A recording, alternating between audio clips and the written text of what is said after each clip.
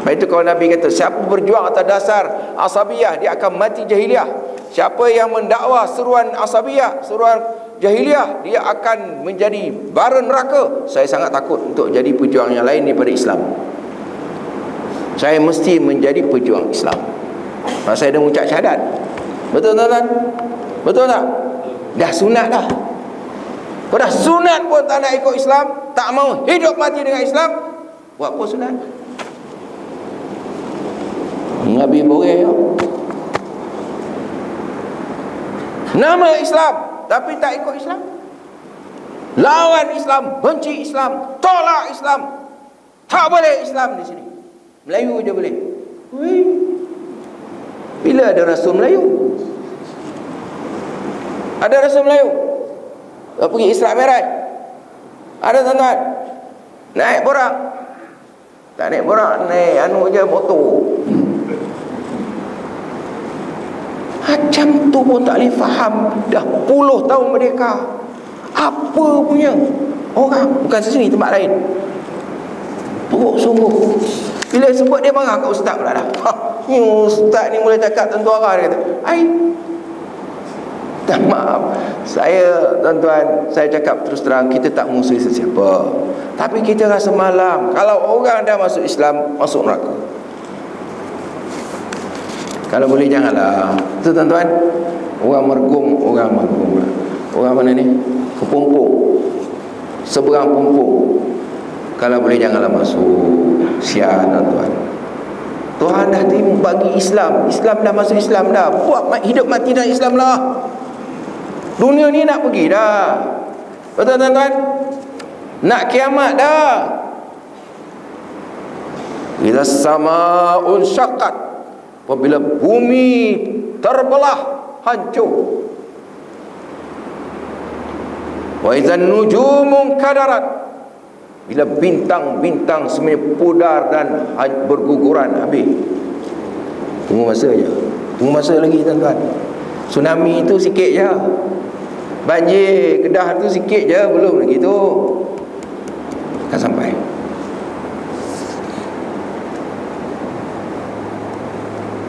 Kaum yang mencakar muka, ni tukang umpat. Kita jangan umpat orang baik. Kalau ulama kita umpat ni tuan-tuan, lagi pantas Tuhan bagi. Kalau tuan-tuan pergi Mekah, tuan-tuan cakap tak tentu arah di Mekah, tuan-tuan kena. Tuan-tuan tak percaya, tuan-tuan cuba. Tapi saya nasihatkan jangan. Dahsyat. Orang alim ni tuan, nampak dia mungkin nampak tua, nampak pakai kain melekat je, tapi kalau dia berdoa, berhabis doa lagi, hujan turun tuan-tuan. Jangan tuan-tuan.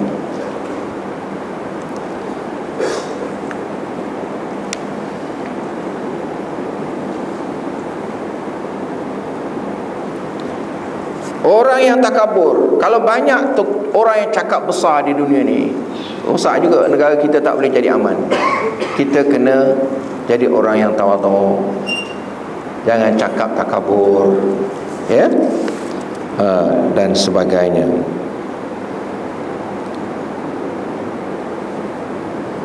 Yang takabur bila menyesal nak tarik balik dah tak boleh. Itu disebutkan tentang gejala tu. Kemudian tentang seruan dunia. Ini pun kalau kita boleh jangan terpengaruh dengan dunia ni tuan-tuan. Kerana seruan dunia ni lah, ya, maka ramai orang menjadi, orang baik pun jadi jahat, ustaz pun jadi jahat, mufti jadi jahat.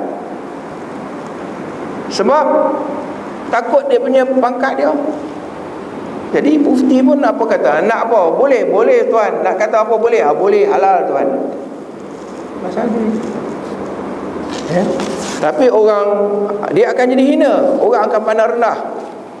Kalau ustaz-ustaz dan mufti-mufti ni bercakap kerana kehendak orang tertentu, bukan kehendak nafsu, bukan kehendak kebenaran, dia akan jatuh hina tuan. Hina.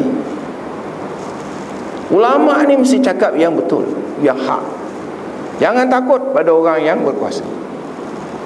Kita cakap yang ini benar, yang ini hak, barulah jadi orang yang baik, dihargai oleh Allah dan para malaikat.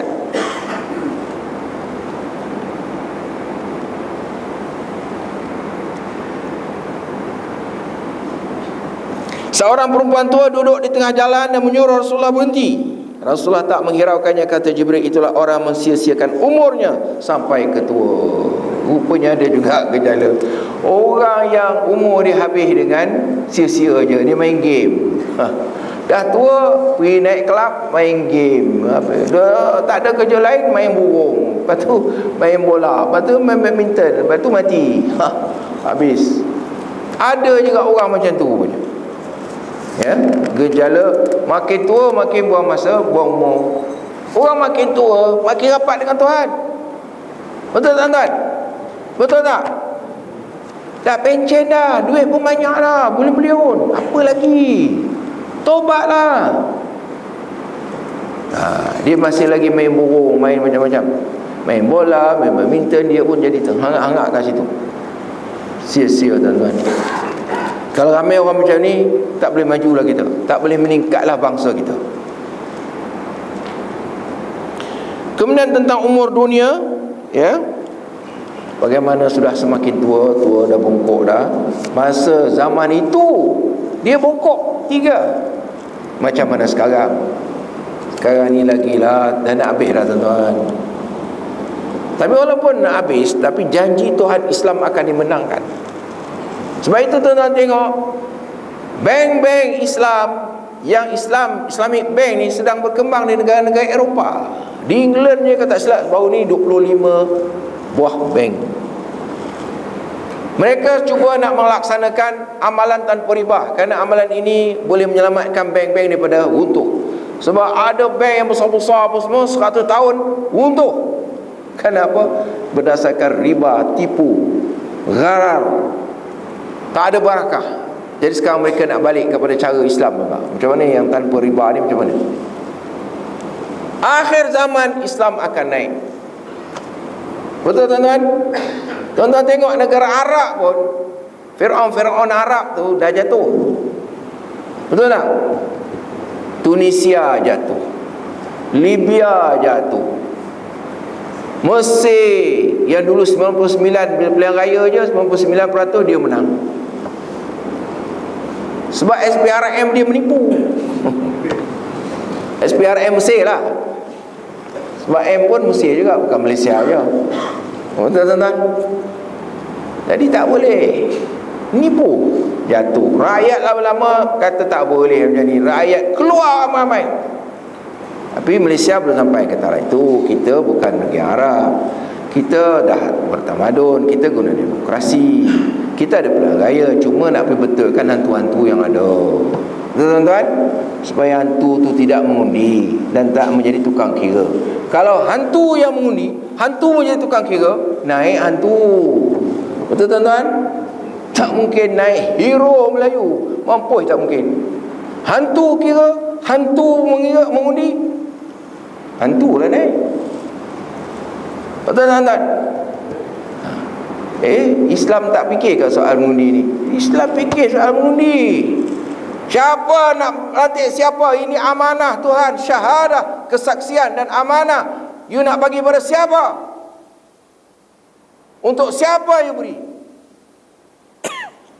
Untuk duit Tuhan. Untuk duit. Sebab apa pilih? Orang tu bagi dia bagi 500 kata dia. Oh, you ngundi kerana duit, bukan kerana Allah, bukan kerana masuk neraka terus. Ya. Kemudian tentang Rasulullah SAW sebagai pemimpin dunia ni diperlihatkan kepada macam mana Rasulullah SAW sampai ke Baitul Maqdis, baginda salat. Ya, disebutkan situ para malaikat ada ketika itu, para nabi-nabi, ya, dan baginda menjadi imam para nabi-nabi tadi. Menunjukkan bahawa risalah Islam ni risalah sejagat, mengatasi semua ajaran-ajaran sebelumnya. Islam yang kita bawa ni tuan-tuan bukan milik Melayu. Ini milik Allah untuk semua manusia dan jin. Jin Putrajaya, jin mana-manalah, Caukit, jin semua, jin Kedah, semua sekali. Jadi sebab itu kita menjadi universal, kita menjadi alamiah, kita menjadi insan alami. Kita bukan orang kampung lagi dah. bukan main kekampungan. Kita bersifat internasional. Islam agama yang universal, agama seluruh alam buana, agama Tuhan dunia dan agama akhirat. Betul tuan-tuan? Betul tak? Besok pada masyarakat nak cari, mana aku punya orang, parti aku mana? Mampus tak jumpa. Jumpa tapi mungkin di tempat lain lah tuan-tuan. Tapi kita nak cari yang Islam. Islam ada kumpulan dia. Mazhab ataupun pengikut ulama Nabi lain pula dia punya section dia. Jadi masa tu besok mana pergi kita? Cari Islam lah. Tapi ada satu hadis. Hadis tu kata, ketika aku berdiri di dekat haud, dia kata di haud kolam minuman di padang mahsyar, ramai datang minum orang Islam. Dan ramai ada orang-orang yang aku kenal datang, tapi malaikat tolak orang tu. Kata Rasulullah, dia tu pengikut aku tu orang Islam. Kata malaikat, engkau tak tahu wahai Muhammad apa dia sudah buat selepas kau tiada. Dia sudah menyeleweng. Dia tak ikut Islam dah, dia ikut Melayu aja, ikut Jawa, ikut Arab. Kena cerahak, tak boleh masuk, tak boleh minum air dalam. Jadi tuan-tuan, jangan mati melainkan memperjuangkan Islam. Hidup dalam Islam, berjuang Islam, keluar daripada perjuangan yang lain. Boleh tuan-tuan? Boleh? Allahu Akbar. Ini kita nak. Ini maknanya Maulid Nabi atau Isra Mi'raj kita tadi. Alhamdulillah ada kesana. Kalau balik-balik macam tu je, habis boleh tuan-tuan. Saya pun segan nak datang lagi lah. Tapi begitulah tuan-tuan yang sekalian, ya, tentang Rasulullah pemimpin dunia. Kemudian tentang baginda memilih minuman yang murni, ya. Pemakanan ni satu yang sangat penting. Dalam dunia ni penyakit kita, sihat kita berasal daripada pemakanan. Jadi kita kena pilih pemakanan yang original, yang asli, yang disebut di sini susu. Baginda pilih susu sebab susu ni memang murni. Dia tak pilih arak. Arak ni kalau dipilih oleh baginda, kita pun tunggu arak jugalah. Nasib baik tak pilih pun ada juga ramai Melayu yang minum arak. Kalau Nabi pilih arak itu lagi parah lah. Tapi alhamdulillah tuan-tuan, kita suruh supaya kita makan yang asli. Banyakkan minum susu. Susu ni memberi ketenangan.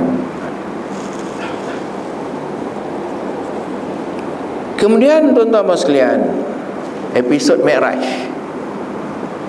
Dah tu ada lagi masa ke tak ni? Ada orang Isra Mi'raj ni sampai 3 hari 3 malam. Sikit lagi tuan-tuan, sikit je lagi ya. Kalau kita tengok masalah Mi'raj pula, bila baginda sallallahu alaihi wasallam sampai ke Baitul Maqdis, ya, baginda naik Mi'raj. Mi'raj ni dia kata kenderaan yang, kata Rasulullah, bila orang mati, mata dia melihat benda itulah naik, roh dia naik dengan Mi'raj tu. Bila kita mati, roh kita dibawa ke langit, kata dengan Mi'raj tu. Saya pun tak ada pengalaman lagi tengok, belum mati lagi. Alhamdulillah. Tapi begitulah disebut Mi'raj ni yang membawa roh. Kan bila orang mati kan tengok kan.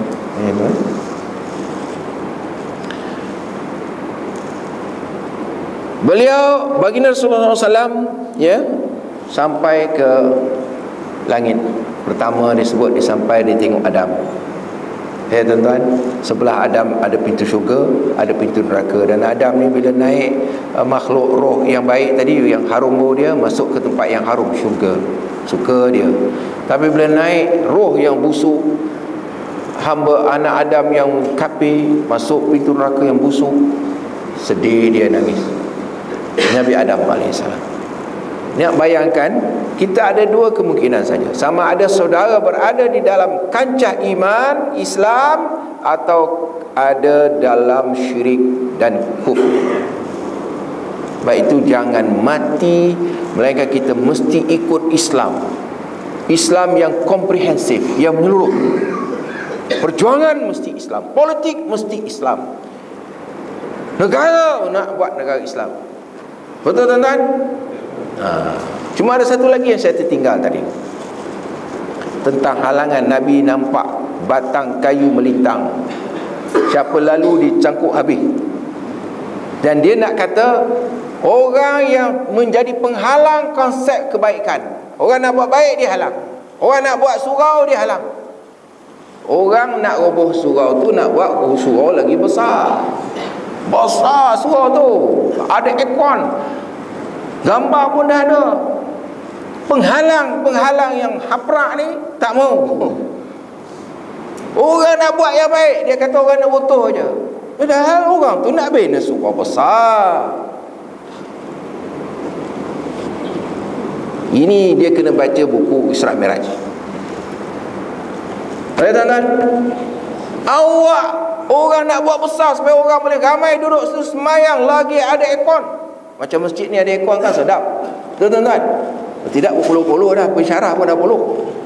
Tentu dah berhenti lama dah.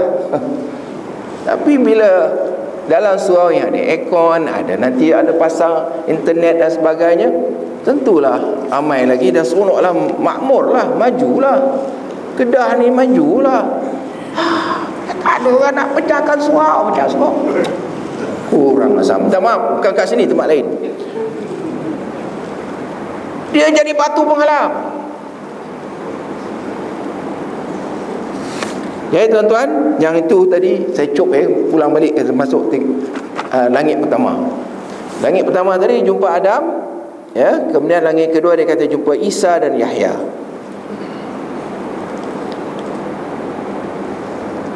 Berjumpa dengan Adam kerana dapat melihat orang-orang yang makan riban harta anak yatim dan melihat orang berzina yang rupa dan kelakuan mereka sangat hodoh dan buruk. Penzina lelaki bergantung pada susu penzina perempuan. Macam mana pula macam?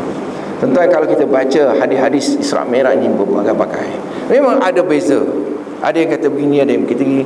Ada yang kata daripada rumah Ummu Hani, ada yang kata daripada Masjidil Haram, tapi ada yang kata tak ada, daripada rumah tu kena dia pergi ke masjid, samalah. Jadi banyak versi. Jadi tuan-tuan sekalian, langit kedua Nabi naik jumpa Nabi Isa, Nabi Yahya alaihissalam. Langit ketiga bertemu dengan Nabi Yusuf, ya. Langit keempat bertemu dengan Nabi Idris alaihissalam. Langit kelima bertemu dengan Nabi Harun yang sekelilingnya oleh kaum Bani Israel. Langit keenam Musa.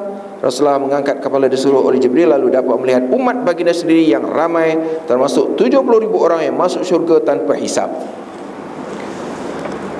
Keluarga umat Nabi Muhammad ni lebih mulia banding umat Nabi yang lain. Musa menangis. Kan dulu dia fikir dialah yang paling baik lah, tapi bila dia tengok dan jumpa Nabi Muhammad, dia sedih. Oh, ada lagi yang lebih baik, lebih hebat. Tapi walaupun dia sedih, dia sayang kepada Nabi Muhammad. Dia kata, engkau pergilah. Bila Nabi dikenakan hukuman diwajibkan sembahyang 50 waktu, dia kata, wahai Muhammad, umat aku yang badan lebih besar daripada engkau, yang gagah, tak sanggup, baik kau pergi. Itu sebabnya sampai jadi 5 tentang, kau tidak 50. Tapi 5 menyamai 50 dari segi pahala dia. Langit ketujuh naik tangga, masuk langit ketujuh bertemu dengan Nabi Ibrahim Khalilullah yang sedang bersandar di Baitul Ma'mur dihadapi oleh beberapa kaumnya. Rasulullah SAW bersabda, engkau akan berjumpa dengan Allah pada malam ini. Umatmu adalah akhir umat dan terlalu daif, maka berdoalah untuk umatmu. Suruhlah umatmu menanam tanaman syurga, iaitu la haula wala quwwata illa billah. Dia kata, tuan-tuan, saya dah lupa tadi. Patutnya kita buka slide ni, tuan-tuan. Saya dah terlupa dah. Dah masuk ceramah je dah. Tapi tak apa, lepas ni kita pergi ke lepas tu disebut ke Baitul Ma'mur, Sidratul Muntaha, kemudian baginda melihat kursi, tangga ke-8, ya, dia melihat kursi, dahan pokok Sidratul Muntaha. Rasul menyaksikan pelbagai keajaiban pokok itu, sungai air yang tak berubah dan sebagainya. Dan tangga ke-9 kebetulan dengan pucuk pokok Sidratul Muntaha, Rasulullah masuk dalam nur dan naik ke mustawa dan mendengar sarirul qalam, dapat melihat seorang lelaki yang gaib di dalam nur arash, iaitu lelaki di dunia yang lidahnya sering basah berzikir, hatinya bertumpu penuh kepada masjid dan tidak memaki ibu bapanya, ya. Baginda akhirnya berjumpa tangga ke-10, baginda Rasulullah sampai ke Hadratul Quds dan Hadra Rabbul Arbab, lalu dapat menyaksikan Allah Subhanahu Wa Taala dengan mata kepalanya, lantas sujud, kemudian berlakulah dialog antara Allah dan Muhammad sallallahu alaihi wasallam. Ya, ini di antara riwayat yang ada khilaf juga. Ada yang mengatakan baginda tak tengok dan sebagainya. Tapi di sini menjelaskan bahawa baginda berjumpa dan baginda diamanahkan oleh Allah secara direct, tidak melalui Jibril. Jibril pun tak naik di situ. Kewajipan salat. Jadi tuan-tuan sekalian, saya minta maaf, ya. Mungkin kita boleh tengok slide ni secara sepintas lalu, ya tuan-tuan. Pertama, Isra' bermaksud diperjalankan Nabi Muhammad Masjidil Haram ke Masjidil Aqsa, pulang juga pada malam itu. Kemudian kita tengok dinaikkan Nabi Muhammad dari Masjidil Aqsa, dari Masjidil Aqsa Palestin ke langit Sidratul Muntaha, ya, sampai ke Arash tadi, sampai kursi dan sebagainya, turun pada malam yang sama, kemudian turun di Masjidil Haram. Kemudian bulan Rajab ini merupakan bulan untuk kita menghayati Isra' dan Mi'raj, ujian Allah kepada umat manusia, mempercayai perkara yang gaib, beriman kepadanya, mengamalkan pengajarannya. Jadi mengamalkan pengajaran Isra' Mi'raj tadi kena berpegang dengan Islam, kena hidup mati Islam. Jangan hidup mati Melayu dah. Hidup mati Islam. Melayu tu memang kok mana pun Melayu dah. Betul tuan-tuan? Kita boleh jadi Arab dah. Boleh. Pakai jubah Arab boleh, tapi jadi Arab tak boleh. Betul tuan-tuan? Melayu, kita dah lahir Melayu lah. Cuma ada Melayu Jawa, ada Melayu Mamak, ada Melayu Arab. Tu je. Melayu jugalah. Isra' Mi'raj mencabar kebiasaan manusia, mukjizat dan bukti kekuasaan Allah ke atas Nabi Muhammad, merumuskan pengajaran untuk meningkatkan kualiti insan dan masyarakat. Semua gambaran-gambaran yang dilihat tadi kita mesti bijak rumuskan apa maksud dia, dan kita laksanakan hari ini. Kalau dia kata jangan pikul, janganlah pikul. Memang dah tak ada amanah, jangan pikul. Sudahlah, bagi orang lain. Menghabiskan boreh yang menyusahkan orang, cukup. Betul lah, betul tuan-tuan? Jadi dengan cara itu rakyat pun senang nak pilih. Tak ada main beli-beli, tak ada rasuah-rasuah. Ini merasuah, berbeliau-beliau ni rasuah. Ni apa ni? Ada yang kena rasuah untuk mengaku kena liwat. La ilaha illallah. Orang tahu mana boleh ustaz syekh tu tulang pun dah letih. Betul tuan-tuan? Pakar kata tak boleh, dia memang dah tua dah. Mana boleh menggagahi orang muda? Masuk juga. Semua boleh jadi boleh, Melayu boleh. Itu dia. Rosak. Ya, kita akan rumus pengajian. Kemudian seterusnya menjadi perbahasan para ilmuwan. Akal manusia tidak mampu menganalisa Al-Quran untuk mendapat kebenaran. Memang kalau anda nak fikir cara akal kita sekarang ni memang susah. Tapi kalau anda yakin Allahu Akbar, Allah Maha Besar, tak ada masalah. Sebab itu Abu Bakar selamat. Abu Bakar kata, aku percaya dia sampai ke suatu Tuhan yang lebih jauh daripada itu. Takkan aku tak percaya dia pergi ke Baitul Maqdis? Aku percaya. Sehingga dia jadi namanya Abu Bakar As-Siddiq. Muhammad seorang yang amanah, seorang yang benar. Kalau dia tak membohong, kalau dia dah cakap begitu, aku percaya, kata Abu Bakar. Siapa jual Islam masuk syurga? Percaya tak tuan? Percaya tak? Percaya? Ada orang Melayu tak percaya. Kata masuk Melayu baru masuk syurga. Tak tahu di mana hadis dia dapat pun tak tahu. Dia belajar kat ustaz mana tak tahu.